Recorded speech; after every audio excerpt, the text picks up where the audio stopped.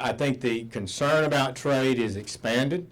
I think the concern about immigration has expanded.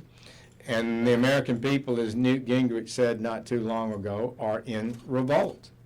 They've asked their politicians to fix the immigration system for 30 years, and they've refused.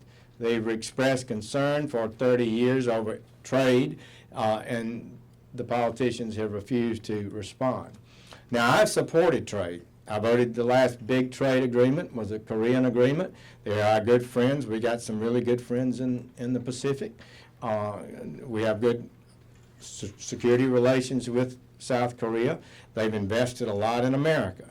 When it was passed, President Obama signed it, and he assured us explicitly that we would see a $10 billion per year increase in exports to Korea. We find that since 2010, 11, when that treaty was signed, exports have increased a little over 300 million, not 10 billion a year, whereas Korean imports to the United States have increased 10 billion a year, or 10 billion.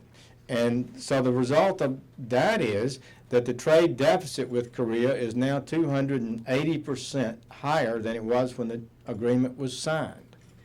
So is this some blind, irrational, nativist complaint? Or is it really true that the trade agreements that are being negotiated aren't effectively protecting American interest?